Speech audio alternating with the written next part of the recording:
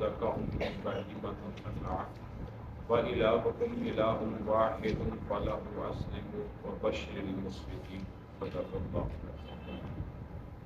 اللهم صل على محمد وعلى آل محمد كما صليت على إبراهيم وعلى آل إبراهيم إنك حميد مجيد. اللهم بارك على محمد وعلى آل محمد كما باركت على إبراهيم وعلى آل إبراهيم إنك حميد مجيد. رب زدني علما رب اشرح لي صدري ويسر لي أمري واحلل عقدة من لساني يفقهوا قولي.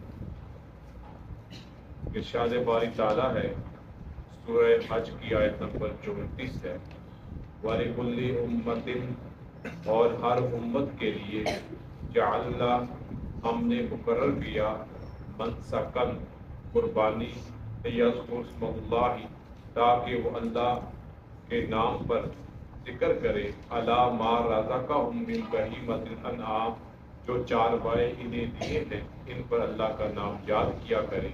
وَإِلَٰهُكُمْ إِلَٰهٌ وَاحِدٌ بس تمہارا معبود ایک ہی معبود ہے. وَلَهُ أَسْلِمُوا بس اسی کے لیے فرما بردار ہو جاؤ. وَبَشِّرِ الْمُخْبِتِينَ اور آجزی کرنے والوں کو خوشخبری سنا. سورہ حج کی آیت نمبر 34 میں اللہ تعالیٰ جو بات فرما رہے ہیں، جب سے انسانیت ہے اس زمین پہ حضرت آدم علیہ السلام سے جس کا آغاز ہوا اور اس قرآن مجید کے نازل ہونے تک اللہ تعالیٰ نے جتنے بھی انبیاء اور مرسلین بھیجے وہ سارے کے سارے اللہ کی طرف سے اللہ کا پیغام اپنی اپنی امت کی طرف اپنے اپنے علاقے زبان بولنے والوں کی طرف لے کے آئے. اور پھر اللہ رب العزت نے ہر قوم میں ہر امت میں ہر نبی کے ماننے والوں کے لیے ایک قربانی کا طریقہ مقرر کیا جس کا مقصد ہے اللہ کا قرب حاصل کرنا. منسکن یہ جو لفظ آیا ہے اس کا مطلب ہے ایک معنی قربان گاہ یعنی قربان کرنے کی جگہ، اور ایک معنی ہے قربانی کرنا. تو ہر مذہب میں ہر امت میں جو آسمانی ہے اس میں کوئی بھی اللہ کا قرب حاصل کرنے کے لیے قربانی کا طریقہ مقرر رہا ہے. جیسے کہ لفظ قربانی بھی ایک لفظ ہے اور جس کا معنی ہے کسی کا قرب حاصل کرنا. اور یہ جو قربانیاں اللہ کی راہ میں کی جاتی ہیں ان کا مقصد بھی یہی ہوتا ہے کہ اپنے مال کو حلال و طیب مال کو اللہ کی راہ میں خرچ کیا جائے، قربانی دی جائے اور اللہ کا تقرب اللہ کا قرب حاصل کیا جائے.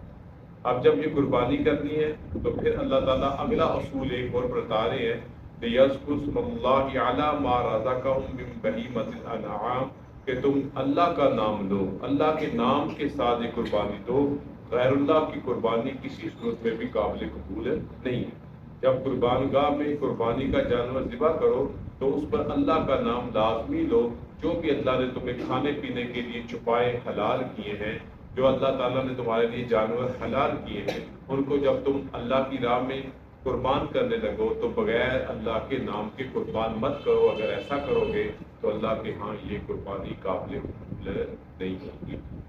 پھر اللہ فرماتی ہے کس اللہ کے نام کی قربانی تم کرتے ہو، کس اللہ کا نام لے کر تم قربانی کرتے ہو. اللہ کے لیے بھی کرتے ہو، اللہ کا نام لے کے بھی کرتے ہو، اللہ کا قرب حاصل کرنے کے لیے بھی لیتے ہو. وہ ایسا رب ہے فَإِلَٰهُكُمْ إِلَٰهٌ وَاحِدٌ پھر وہی معبود تمہارا ایک ہی معبود ہے. یعنی یہاں سے اللہ رب العزت یہ واضح کر رہے ہیں اللہ کے علاوہ کوئی بھی تم نے جو شرک کر کے دیگر اپنے جھوٹے خداؤں کو اپنا سب کچھ بنا بیٹھے ہو، ان کے نام کے جانور بھی ذبح کرتے ہو، وہ بالکل بے فائدہ اور فضول ہے. بس تمہارا معبود تمہارا خدا ایک ہی خدا ہے جس کے لیے تم نے اپنی ہر قسم کی عبادت کو مختص کرنا ہے، چاہے وہ بدنی عبادت ہو، چاہے وہ مالی ہو یا بدنی اور مالی کا مجموعہ ہو. فَلَمْ أَسْلِمُوا بس اسی کے فرما بردار، اپنے ہر حکم اپنے ہر عمل میں، ہر کام میں فرما برداری صرف الہ العالمین کی کرنی ہے جو وحدہ لا شریک ہے۔ وبشر المخبتین، اور عاجزی کرنے والوں کو خوشخبری سنا دو جو اللہ کے سامنے قربانی کرنے کے بعد بھی اس پر اتراتے نہیں ہیں، اس پہ فخر نہیں کرتے، پھر بھی عاجزی رہتے ہیں۔ اے اللہ اب تو ہماری اس عبادتوں کو جو ہم نے قربانی کی صورت میں بھی کی ہے اپنی بارگاہ میں قبول فرما۔ اگلی آیت مبارکہ، الذین اذا ذکر اللہ وجلت قلوبہم، وہ لوگ جب اللہ کا نام لیا جائے تو ان کے دل ڈر جاتے ہیں۔ والصابرین علی ما اصابہم، تو جب ان پر کوئی مصیبت آئے تو صبر کرنے والے ہیں۔ والمقیم الصلاۃ، اور نماز قائم کرنے والے ہیں۔ ومما رزقناہم ينفقون، اور جو کچھ ہم نے انہیں دیا اس میں سے خرچ کرتے ہیں۔ پیچھے آیت آئی نا فَلَهُ أَسْلِمُوا، بس اسی کے لیے فرما بردار ہو جاؤ، اور پھر فرمایا جو فرما بردار ہو گیا، عاجز ہو گیا، اس کے لیے خوشخبری ہے۔ اب اللہ تعالیٰ ایسے لوگوں کی جو فرما بردار بھی ہیں اور جو اللہ وحدہ لا شریک کی عبادت بھی کرنے والے ہیں اور اس کے فرما بردار بھی ہیں اور اس کے حکم کے پابند بھی ہیں، ان کی خوبیوں کو، ان کی صفات کو اور ان کے اعمال کو بیان کر رہے ہیں۔ الذین، وہ لوگ کون ہیں، یعنی جن کا پیچھے ذکر آیا فَلَهُ أَسْلِمُوا، وہ فرما بردار ہیں۔ وَبَشِّرِ الْمُخْبِتِينَ، اور عاجزی کرنے والوں کو خوشخبری سنا دو، وہ کون ہیں، الذین، وہ لوگ اذا ذکر اللہ وجلت قلوبہم، اور جب اللہ کا ذکر کیا جائے تو ان کے دل ڈر جاتے ہیں۔ جب ان کے سامنے اللہ کی نشانیوں کو، اللہ کی ساری مخلوق کو، اللہ کی کائنات کا جس چیز کا بھی ذکر کیا جاتا ہے تو ان کے دل میں اللہ کی اطاعت کے لیے رغبت پیدا ہوتی ہے، جس کو ڈر سے تعبیر کیا گیا کہ وہ اپنے رب کے خالص مطیع ہو جاتے ہیں اور اس کے خالص فرما بردار ہو جاتے ہیں۔ اور پھر فرمایا ان کی اگلی نشانی کیا ہے، وَالصَّابِرِينَ عَلَى مَا أَصَابَهُمْ، اور جب ان پر مصیبت آتی ہے تو صبر کرنے والے۔ جب ان پہ کوئی مصیبت آ جائے، کوئی کڑا وقت آ جائے، بیماری آ جائے، مشکل آ جائے، کوئی اپنا داغ مفارقت دے جائے، کوئی فوت ہو جائے، تو ان کا کام کیا ہے، وہ اللہ سے گلے شکوے نہیں کرتے، اللہ پر کسی طرح کا کوئی اس طرح کا الزام نہیں کہ تو اے اللہ تو نے ہمارے ساتھ کیا کیا، بلکہ ان کا عمل کیا ہے، ان کا طریقہ کیا ہے، ان کا اللہ رب العزت کے معاملے میں اس جب مصیبت آنے پہ کیا کرتے ہیں، صبر کرتے ہیں۔ اور یقیناً اللہ تعالیٰ صبر کرنے والوں کو اجر عظیم بھی عطا فرماتے ہیں۔ اور جو تیسری بات، وہ مقیم الصلاۃ، اور وہ نماز بھی قائم کرتے ہیں، یعنی فرما برداری اور عاجزی کی ایک کرنے والوں کی ایک خوبی یہ بھی ہے، نماز قائم کرنے والے ہیں۔ وَمِمَّا رَزَقْنَاهُمْ يُنفِقُونَ، اور چوتھی خوبی کیا ہے کہ وہ اللہ تعالیٰ کی راہ میں اپنے مال کو خرچ بھی کرتے ہیں، یعنی وہ انفاق فی سبیل اللہ کرنے والے ہیں، اللہ کی راہ میں خرچ کرنے والے ہیں۔ تو یہ ہیں وہ چار خوبیاں جو فرما برداروں کی ہیں، یہ وہ چار خوبیاں ہیں جو اللہ کے سامنے عاجزی اختیار کرنے والی ہیں۔ آیت نمبر 36 میں اللہ ارشاد فرماتا ہے وَالْبُدْنَ جَعَلْنَاهَا لَكُم مِّن شَعَائِرِ اللَّهِ لَكُمْ فِيهَا خَيْرٌ، اور ہم نے تمہارے لیے قربانی کے اونٹ کو اللہ کی نشانیوں میں سے بنا دیا، تمہارے لیے ان میں فائدے بھی ہیں۔ فَاذْكُرُوا اسْمَ اللَّهِ عَلَيْهَا صَوَافَ، اور پھر تم ان پر اللہ کا نام کھڑا کر کے لو۔ فَإِذَا وَجَبَتْ جُنُوبُهَا، اور جب وہ اپنے پہلو پہ گر پڑے، فَكُلُوا مِنْهَا، بس تم اس میں سے خود بھی کھاؤ۔ وَأَطْعِمُوا الْقَانِعَ، اور صبر سے بیٹھنے والوں کو بھی، وَالْمُعْتَرَ، اور سائل کو بھی، سوال کرنے والوں کو بھی کھلاؤ۔ كَذَلِكَ سَخَّرْنَاهَا لَكُمْ، اللہ نے انہیں تمہارے لیے مسخر کیا، لَعَلَّكُمْ تَشْكُرُونَ، تاکہ تم شکر کرو۔ اس آیت مبارکہ میں اللہ تعالیٰ پھر قربانی کی طرف اہل اسلام کو متوجہ کر رہے ہیں۔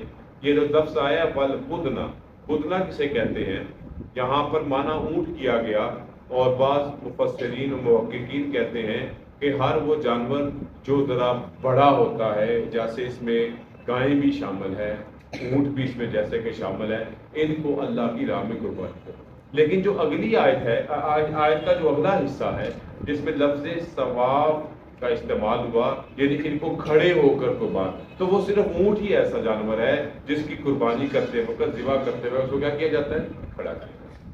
گائیں، بکری، بھیڑ، ان کی جب قربانی کی جاتی ہے تو اس وقت ان کو کیا کیا جاتا ہے، لٹایا جاتا ہے۔ اونٹ ایسا جانور ہے جس کا سنت طریقہ یہ ہے کہ اس کو کھڑے کر کے اس کا ایک جو ہے وہ ٹانگ جو ہے باندھ دی جاتی ہے اور پھر اس کو جو ہے وہ نحر کیا جاتا ہے، اور جس پر کھڑے ہو کر اونٹ کی قربانی کھڑے ہو کر سنت ہے، جیسے کہ حضرت عبداللہ ابن عمر رضی اللہ تعالیٰ عنہ نے ایسی ہی بات فرمائی۔ وَالْبُدْنَ جَعَلْنَاهَا، اور ہم نے تمہارے لیے قربانی کے لیے اونٹ کا جانور رکھا، یہ اللہ کے شعائر ہیں۔ میں نے پہلے بھی عرض کیا تھا، اللہ کے شعائر کون سے ہیں؟ کہ وہ چیزیں جو ہمارے دین اسلام کی نشانیاں ہیں۔ اللہ کی مساجد ہیں، یہ نماز پڑھنا دین اسلام کی نشانی ہے، زکوٰۃ دینا دین اسلام کی، وہ صفا مروہ کی جو پہاڑیاں ہیں یہ بھی شعائر اللہ میں سے ہیں۔ اسی طرح قربانی کے جانور بھی شعائر اللہ ہیں۔ شعائر اللہ، ان کی تعظیم کرنا، ان کو عظمت والا سمجھنا، یہ دین اسلام کا ایک ضروری عنصر ہے۔ ان کا مذاق اڑانا، تضحیق کرنا شاعر اللہ کی بندے کو کفر تک لے جاتا ہے۔ اللہ فرماتے ہیں کہ ہم نے اس کو تمہارے لیے اللہ کی نشانیاں بنایا اور تمہارے لیے اس میں فائدے بھی ہیں۔ اور پھر اللہ فرمایا فَاذْكُرُ اسْمَ اللَّهِ عَلَيْهَا صَوَّافًا، اور پھر تم ان کا اللہ کا نام کھڑا کر کے لو، یعنی اللہ کا نام کب لینا ہے؟ جب اس کو ہم کیا کرنے لگے ہیں؟ ذبح کرنے لگے۔ پھر دوبارہ اللہ متوجہ کر رہے ہیں میرے نام کے بغیر کسی چیز کو ذبح مت کرو۔ نام لے کے اللہ کا بسم اللہ اکبر پڑھ کے تم ذبح کرو گے تو پھر تمہارے لیے حلال جانور حلال ہوگا۔ اگر تم نے اس طریقے سے نہ کیا تو حلال بھی تمہارے لیے حرام ہو جائے گا۔ جیسے کہ میں نے عرض کیا، ثواب اس کا مطلب ہے کہ اونٹ کو کھڑے کر کے قربان کرنا۔ فَإِذَا وَجَبَتْ جُنُوبُهَا، پھر جب وہ اپنے پہلو کے پر گر پڑے، جب اس کو ذبح کیا اب وہ نیچے اٹھ گر جائے گا، اب وہ لیٹ جائے گا، اب یعنی کہ ذبح مکمل ہو گیا، خون اس کا بہہ گیا، کھال اتار دی، اب کیا کرو؟ فَكُلُوا مِنْهَا، اس قربانی کے جانور سے خود بھی کھاؤ۔ وَأَطْعِمُوا الْقَانِعَ وَالْمُعْتَرَ، اور ان کو بھی کھلاؤ جو تم سے سوال نہیں کرتے، اور ان کو بھی کھلاؤ جو تم سے سوال کرتے ہیں۔ یعنی آپ دیکھیں گے کہ محتاج دو طرح کے ہوں گے، ایک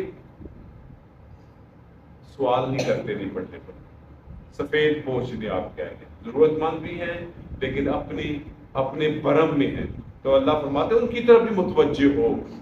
اگر وہ نہیں مانگ رہے تب بھی ان کو اپنے قربانی کے گوشت میں سے کھلاؤ۔ اور دوسرا والمعتر، اور جو تم سے مانگتے ہیں، جیسے آپ دیکھتے ہیں عید کے دنوں میں گھر گھر دروازہ کھٹکھٹا کے وہ گوشت مانگتے ہیں، ان کو بھی اس گوشت میں سے کھلاؤ، ان کو بھی محروم نہ کرو۔ کذالک سخرناہا، اسی طرح اللہ نے تمہارے لیے ان کو مسخر کیا ہے۔ اللہ نے تمہارے لیے ان جانوروں کو قربانی کے حلال مسخر کیا ہے، یہ تمہارے تابع ہیں۔ کب تابع ہیں؟ جب تم اپنے پروردگار کے تابع بنتے ہو۔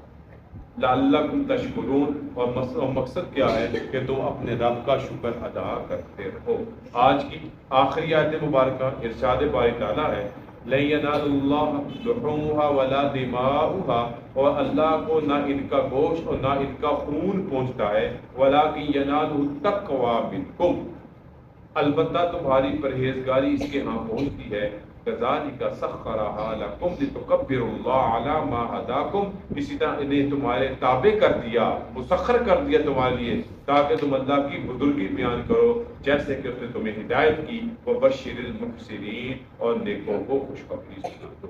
اس آیت مبارکہ میں اللہ تعالیٰ جس کام کی طرف متوجہ کر رہے ہیں اس کا لب لباب اور خلاصہ ہے کہ تم ہداکم، اسی طرح انہیں تمہارے تابع کر دیا، مسخر کر دیا تمہارے لیے تاکہ تم اللہ کی بزرگی بیان کرو جیسے کہ اس نے تمہیں ہدایت کی۔ وبشر المحسنین، اور نیکوں کو خوشخبری سنا دو۔ اس آیت مبارکہ میں اللہ تعالیٰ جس کام کی طرف متوجہ کر رہے ہیں اس کا لب لباب اور خلاصہ ہے کہ تمہاری ان قربانیوں میں اللہ کی رضا، اخلاص، نیت کی درستی دکھنی چاہیے۔ اللہ کو کیا چیز پہنچتی ہے؟ ان جانوروں کا خون اور گوشت نہیں پہنچتا، بلکہ تمہارے دلوں کا تقویٰ پہنچتا ہے کہ تم نے وہ عمل کتنی اللہ کی تقویٰ اختیار کرتے ہوئے کیا، کتنی نیت کی درستی کے ساتھ کیا، کتنا تصحیح نیت کے ساتھ کیا، کتنا اللہ کی رضا کے لیے کیا، اور کتنا اللہ کے لیے اخلاص کے ساتھ۔ گوشت پوشت کی اللہ کو ضرورت نہیں ہے، اللہ تمہارے اس عمل کے ذریعے سے تمہارے دلوں کے اندر تقوی کو چانچنا چاہتے ہیں کہ یہ کام تم نے دکھلاوے کے لیے کیا ہے کہ اللہ کی رضا کے لیے کیا ہے، اپنی شہرت کے لیے کیا ہے، یا تم نے یہ کام اپنی اللہ کی رضا کو نیت کی درستی کے ساتھ کیا ہے؟ اللہ در اصل قربانی پیچھے ساری آئی، یہ بھی کرو یہ بھی کرو، تو اللہ نے آخری جو ساری بات کا نچوڑ فرما دیا، جو بھی کرو اللہ کی رضا کے، جتنا بھی کرو اللہ کی رضا کے لیے کرو، جیسا بھی کرو اللہ کی رضا کے لیے کرو، اور اپنے دلوں کو اللہ کے تقوی سے مزین کر کے کرو، اور اس میں کسی طرح کی گڑبڑ نہ کرو۔